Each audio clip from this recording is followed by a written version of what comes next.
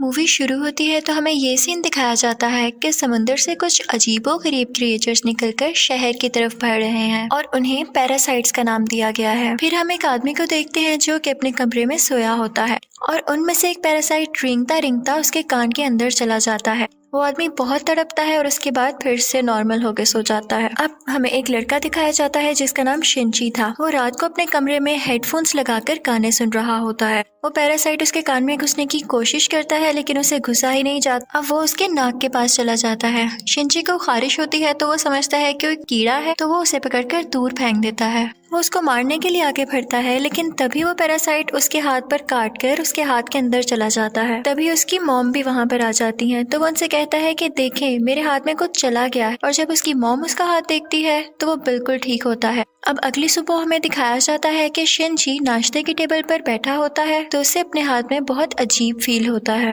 और फिर दूसरी तरफ हमें वो आदमी दिखाया जाता है जिसके कान में स्टार्टिंग में एक पैरासाइट चला गया था। वो अपनी बीवी के सामने आकर खड़ा होता है और अपना मुंह खोल लेता है। उसका मुंह बहुत ही खौफनाक और बहुत ही बड़ा था और वो अपनी बीवी का सर अपने मुंह में लेकर अपना खौफनाक मुंह बंद कर लेता है और ये सब उसी पैरासाइट की वजह से हो रहा था। फिर हमें शिंची दिखाया जाता है जो कि स्कूल जाते हुए रास्ते में अपनी दोस्त से मिलता है। वो भी उसमें काफी अजीब हरकतें नोट करती है और जब वो स्कूल पहुंच जाता है तब भी उसके साथ बहुत कुछ अजीब हो रहा था, जैसे उसके राइट हैंड में काफी पावर आ गई हो। वो घर आता है और अपना हाथ काटने की कोशिश करता है लेकिन उसका हाथ मूव करने लगता है और उसे रोकता है और फिर हम देखते हैं कि उसका हाथ एक क्रिएचर में बदल गया है और वो शिंची से बातें भी कर रहा था। फिर हम देखते हैं कि वो शिंची की बुक्स भी पढ़ा करता था और उसका लैपटॉप भी यूज किया करता था क्योंकि वो इंसानों के रहने के तरीके जानना चाहता था। जब इसने शिंची की बॉडी में घुसने की कोशिश की थी तो शिंची ने इसे आगे जाने से रोक लिया था, इसलिए अब ये सिर्फ राइट हैंड में ही था और उसी हाथ को कंट्रोल कर रहा था। ये अपना नाम मिकी बताता है और कहता है कि तुम मुझे कभी मत काट क्योंकि मैं तुम्हें कुछ नहीं कहूंगा, तुम मेरे होस्ट जो हो। अब हम देखते हैं कि शिंची और मिकी में दोस्ती होने लगी थी लेकिन बाकी सब लोग जिनको पैरासाइट्स ने इन्फेक्ट किया था वो पूरे शहर में बहुत तबाही मचा रहे थे और इंसानों को मारकर खा रहे थे। दूसरी तरफ मिकी शिंची को खींचकर एक रेस्टोरेंट की तरफ ले जाता है। वहाँ पर भी बहुत सारे इन्फेक्टेड लोग यानी पैरासाइट्स इंसानों का गोश्त खा रहे थे। वो शिंची को देखते हैं तो उन्हें लगता है कि ये भी इन्फेक्टेड है और उससे भी वो गोश्त देते हैं, लेकिन जब उन्हें पता चलता है कि पूरी तरह से तो इन्फेक्ट नहीं हुआ बल्कि ये अभी भी इंसान है तो वो उसे ही मारने के लिए आगे बढ़ते हैं। लेकिन मिकी उनको आगे से मारता है और शिंची की जान बचा लेता है क्योंकि अगर शिंची मर जाता तो वो खुद भी मर जाता और ये उसने अपने फायदे के लिए किया था। अब न्यूज आती है कि शहर के लोग मारे जा रहे हैं और किसी को कुछ समझ नहीं आ रहा कि इन्हें मारने वाला है कौन, क्योंकि पैरासाइट्स अपना ये काम बहुत होशियारी और छुप के कर रहे थे। शिंची मिकी से कहता है कि तुम अपने साथी पैरासाइट्स को क्यों नहीं कहते कि इंसानों को मत खाएं, तो मिकी उससे कहता है कि तुम भी तो सब्जियों और जानवरों के गोश्त को खाते हो, तो इसी तरह हम लोगों का खाना इंसान ही है, तो इसमें बुरी बात क्या है। अब मिकी को पता चल जाया करता था कि उनके आसपास कौन सा पैरासाइट है, तो जब शिंजी स्कूल जाता है तो वो उसे बताता है कि तुम्हारे पास एक और पैरासाइट, और वो कोई और नहीं बल्कि उसकी टीचर थी। वो टीचर जब शिंजी को देखती है तो उससे भी पता चल जाता है कि इन्फेक्टेड है, लेकिन वो कहती है कि तुम्हें मुझसे डरने की कोई जरूरत नहीं है क्योंकि मैं इंसानों को नुकसान नहीं पहुंचाना चाहती, बल्कि मैं उनके तरीके इसलिए पढ़ रही हूँ ताकि इंसानों जैसी क्वालिटीज हमेशा मुझ में रहें। वो उसे दो और पैरासाइट्स के पास लेकर जाती है, एक स्टूडेंट होता है और एक पुलिस ऑफिसर। वो बताती है कि ये पुलिस ऑफिसर मेरा हस्बैंड है और हमारा बेबी होने वाला है और वो बेबी बिल्कुल नॉर्मल इंसान होगा, तो हम भी इंसानों की तरह ही रहना चाहते हैं। हम किसी को नुकसान नहीं पहुंचाएंगे, किसी को सरेआम नहीं मारेंगे, लेकिन छुप के गोश्त खाना चाहते हैं, तो क्या तुम हमारा ग्रुप ज्वाइन करोगे। लेकिन मिगी इस बात को नहीं मानता। अब अगले दिन वही पुलिस ऑफिसर उन लोगों के पास आता है तो मिगी शिंची को बताता है कि ये हमें मारने आया है क्योंकि इसे पता चल चुका है कि उस दिन रेस्टोरेंट में हमने एक पैरासाइट को मारा और इसी के साथ वो पुलिस ऑफिसर इन पर अटैक कर देता है। अब मिगी और शिंची भी बहुत लड़ते हैं और इसको फाइनली मार देते हैं।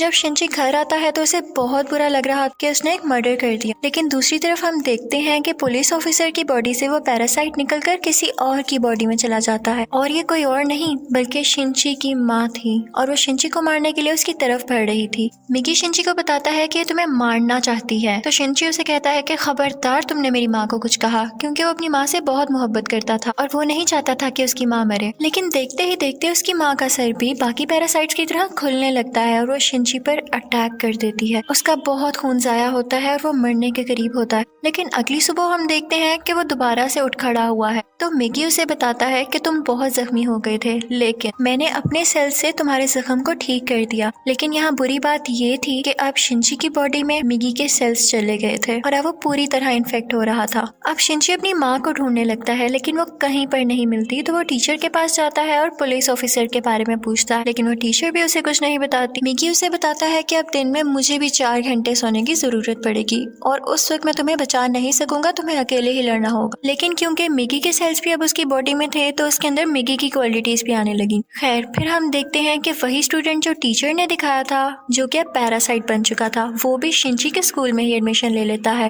वो शिनची का दोस्त बनने का ड्रामा करता है, लेकिन आहिस्ता आहिस्ता सबको पता चल जाता है कि वो पैरासाइट है और फिर वो स्टूडेंट इन सब को मार देता है। इसके बाद वो शिनची की दोस्त को भी मारने भरता है, लेकिन शिनची अपनी दोस्त को उठाकर बिल्डिंग से जंप लगा देता है। अब वो टीचर वहाँ पर आती है और वो चाहती थी कि स्टूडेंट मर जाए, क्योंकि इसकी वजह से उसका राज भी खुल सकता था। वो वहाँ पर ब्लास्ट करती है, लेकिन उसे कुछ नहीं होता और फिर पुलिस वहाँ पर आ जाती है, लेकिन वो पुलिस को भी मार देता है। अब मिगी शिनची को बताता है कि वो बिल्डिंग की छत पर है और शिनची दूसरी बिल्डिंग की छत पर जाकर उसे एरो से मार देता है। और उसके बाद वो टीचर के पास जाता है और उस पुलिस ऑफिसर का एड्रेस पूछता है, जो कि पैरासाइट था, और टीचर अब उसे एड्रेस दे देती है। उस पुलिस ऑफिसर का पैरासाइट अब भी उसकी माँ के अंदर था। लेकिन यहाँ पर मिगी के सोने का टाइम हो जाता है, तो इसका मतलब ये था कि शिनची को यहाँ पर अकेले ही लड़ना था। उस पैरासाइट को खत्म करने के लिए जैसे तैसे करके वो उसकी गर्दन काट देता है, जिसके बाद उसकी माँ और वो पुलिस ऑफिसर दोनों मारे जाते हैं। फिर हम देखते हैं कि शिनची अपनी दोस्त से हॉस्पिटल मिलने जाता है। वो बातें कर रहा होता है कि मैं एक एक करके सब पैरासाइट्स को मार दूंगा, कि तभी हम देखते हैं कि कोई उनकी पिक्चर्स ले रहा है और वो कोई जासूस था। और यहाँ पर ही इस मूवी का पार्ट 1 खत्म हो जाता है और अब मैं आपको एक्सप्लेन करूंगी इस मूवी का पार्ट 2। अब पार्ट 2 में उस इंसिडेंट के कुछ महीनों बाद का टाइम दिखाया गया है, जब आर्मी को पता चल जाता है कि इस शहर में कोई पैरासाइट्स हैं जो लोगों पर अटैक कर रहे हैं और वो लोगों को बचाना चाहते थे। फिर वो जेल से एक सीरियल किलर को लाते हैं जो पहचान सकता था कि पैरासाइट कौन है और नॉर्मल ह्यूमन कौन है। उसके सामने एक एक करके लोग लाए जाते हैं तो वो सबको नॉर्मल कह देता है, लेकिन जब उसके सामने शिनची आता है तो वो सोच में पड़ जाता है और काफी सोचने के बाद कहता है कि ये भी नॉर्मल है। अब शिनची जब घर जा रहा होता है तो मिगी उसे बताता है कि हमारे बहुत पास एक पैरासाइट है, और वो पास की एक बिल्डिंग में जाते हैं जहाँ पर वो पैरासाइट एक इंसान का गोश्त खा रहा होता है। जब वो पैरासाइट शिनची को देखता है तो उसकी तरफ बढ़ता है, लेकिन मिगी इसे मार देता है। फिर अचानक उसे फील होता है कि जैसे उसके पीछे कोई है, और ये कोई और नहीं बल्कि वही आदमी था जिसने पार्ट 1 के एंड में शिनची और मिगी की पिक्चर्स ली थी। और फिर हमें शहर का मेयर दिखाया जाता है जो कि पैरासाइट्स की फेवर में बोलता और बहुत बुरा आदमी था, और वो टीचर भी उसके साथ मिली हुई थी। और अब हम देखते हैं कि उस टीचर का बेबी भी हो चुका था जो कि बिल्कुल नॉर्मल ह्यूमन था।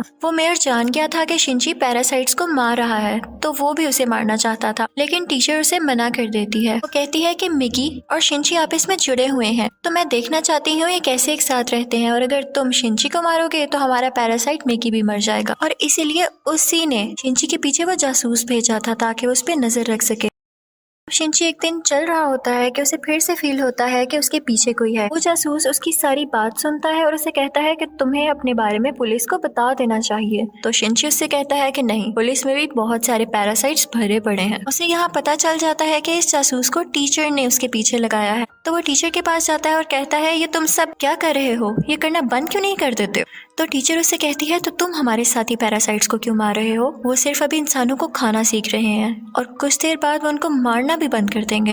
वो चुप हो जाता है और फिर जासूस के पास जाता है और उसे बताता है कि वो टीचर बहुत खतरनाक पैरासाइट है, वो किसी भी वक्त तुम्हें भी नुकसान पहुंचा सकती है, तो तुम उससे दूर रहो। लेकिन जासूस उसकी बात पर यकीन नहीं करता। अब अगले दिन वो जासूस उस मेयर से मिलता है। उसे शिनची की बात को टेस्ट करना था कि वो सच बोल रहा है या नहीं, तो इसलिए वो मेयर के रूम में वॉइस रिकॉर्डर लगा देता है। लेकिन मेयर को इस बारे में पता चल जाता है और वो जासूस को मारने का हुक्म दे देता है कि ये अब हमारे लिए नुकसान बन चुका है। वो पैरासाइट को उसके घर भेजता है उसे मारने के लिए, लेकिन वो घर पे नहीं होता तो वो उसकी बेटी को मार देते हैं। अब दूसरी तरफ शिनची को मिगी बताता है कि तुम पर 5 पैरासाइट्स अटैक करने आ रहे हैं। अब उनकी तरफ एक आदमी बढ़ता है और उसी आदमी के अंदर वो 5 पैरासाइट्स थे। मिगी और शिंची उससे फाइट करते हैं और उसका सर उड़ा देते हैं। उन्हें लगता है कि अब ये मर चुका है, लेकिन अभी तो सिर्फ एक पैरासाइट मारा गया था और 4 अभी भी बाकी थे। बाकी के पैरासाइट्स उसके हाथ में आ जाते हैं और उसे कंट्रोल करने लगते हैं। अब वो टीचर मेयर से कहती है कि जब मैंने तुम्हें मना किया था कि तुम उस जासूस या शिंची को मारने के लिए पैरासाइट नहीं भिजवाओगे तो तुमने ऐसा क्यों किया। अब मेयर यहाँ पर नोट करता है कि उस टीचर के दिल में माँ बनने के बाद इंसानों वाले इमोशंस वापस आ रहे थे, तो इसे ये बात बिल्कुल अच्छी नहीं लगती। अब वो उस टीचर को मारने के लिए 3 पैरासाइट्स भेजता है, लेकिन चूंकि वो भी पैरासाइट थी तो उसको पता चल जाता है कि कोई उसे मारने आ रहा है और वो उनको पार्किंग में बुलाती है और उन तीनों से अकेले ही मुकाबला करके उन्हें मार देती है। लेकिन जब वो घर आती है तो वो देखती है कि उसका बच्चा वहाँ पर नहीं है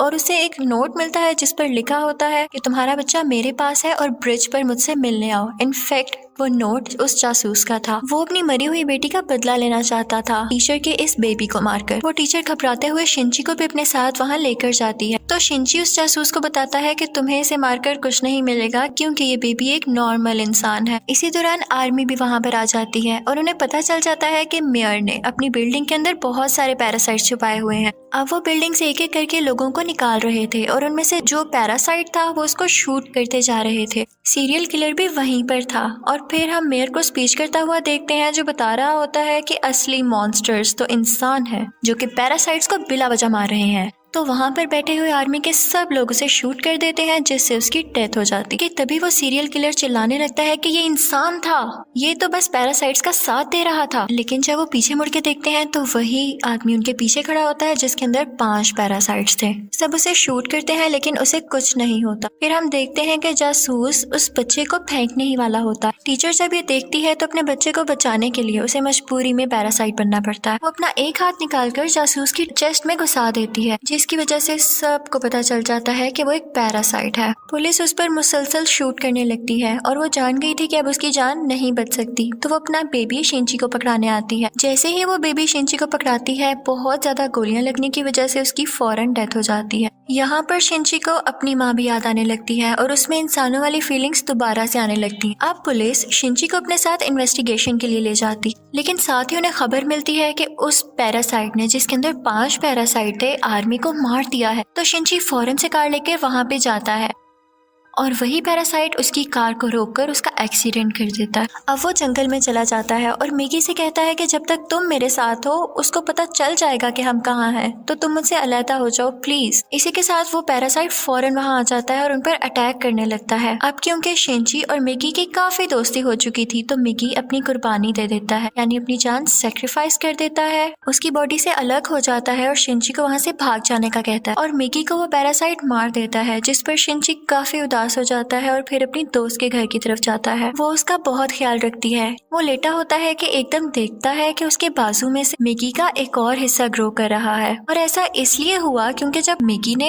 अपने बॉडी सेल्स से के उसकी बॉडी को ठीक किया था तो मिगी के सेल्स भी तो उसकी बॉडी में आ गए थे, इसलिए वो चाहता तो दोबारा ग्रो कर सकता था। शिंची को फील हो गया था कि अब ये दोबारा आ रहा है तो उस पैरासाइट को दोबारा से पता चल जाएगा कि मैं कहाँ हूँ, तो वो अपनी दोस्त की जान बचाने के लिए उसको बाय कहकर वहाँ से चला जाता है। लेकिन जैसे ही वो बाहर जाता है तो वो पैरासाइट उसे पकड़ लेता है, लेकिन एक फैक्ट्री में पहुंचकर शिंची एक केमिकल रोड उसकी बॉडी में घुसा देता है, लेकिन उसे कुछ नहीं होता। तो वो कहता है कि तुम मुझे क्या समझ रहे हो, मैं तो तुम्हें मारकर बाकी इंसानों को भी मार दूंगा और फिर मैं और बाकी पैरासाइट्स इस दुनिया पर रूल करेंगे। वो उसे मारने ही वाला होता है कि मिगी फौरन से उसकी बॉडी में दोबारा ग्रो कर जाता है और उस पैरासाइट पर अटैक कर देता है। इसी के साथ उसकी बॉडी में कुछ होने लगता है और वो तड़पने लगता है। तो मिगी शिंची को बताता है कि जिस रोड से तुमने इसको मारा उस पर बहुत केमिकल्स लगे हुए थे और अब पैरासाइट्स इसकी बॉडी में नहीं रहना चाहते और एक एक करके सब पैरासाइट्स उसकी बॉडी छोड़ देते हैं और अब सिर्फ उसकी बॉडी का ढांचा बाकी रह गया। तो शिंची वो उठाकर नीचे आग में फेंक देता है जिससे फाइनली उसकी डेथ हो जाती है। अब हमें काफी दिन बाद का टाइम दिखाया जाता है जब सब कुछ नॉर्मल हो चुका है। तो मिगी शिंची से कह रहा होता है कि अब जैसा कि इस दुनिया में कोई भी पैरासाइट नहीं रहा तो हमें भी साथ नहीं रहना चाहिए, मैं तुमसे अलग हो जाऊंगा। लेकिन शिंची उसे मना कर देता है तो मिगी खुद ही अपने आप को खत्म कर लेता है और शिंची का हाथ वापस से अपनी फॉर्म में आ जाता है, जिस पर वो काफी उदास हो जाता है और मिगी को मिस करने लगता है। अब हम देखते हैं कि काफी टाइम गुजर गया है और शिंची और उसकी दोस्त अच्छी जिंदगी गुजार रहे थे और वो उस टीचर के बेबी से भी मिलने जाया करते थे कि अचानक हम देखते हैं कि वो सीरियल किलर वापस आ गया था और वो शिंची की दोस्त को किडनैप कर लेता है वो उसके कान में कहता है कि असली मॉन्स्टर इंसान है, लेकिन शिनची की दोस्त उसे कहती है कि असली मॉन्स्टर तो तुम हो, तुम लोगों को मारते हो। तो इस बात पर वो सीरियल किलर उसको बिल्डिंग से नीचे धक्का दे देता है, लेकिन शिनची फौरन से जाता है और अपना हाथ लंबा करके उसे बचा लेता है। और यहाँ पर उसे फील होता है कि उसकी मदद यहाँ पर मिगी ने की है। और यहाँ पर मूवी फाइनली खत्म हो जाती है, यानी पार्ट 2 भी। Thank you for watching.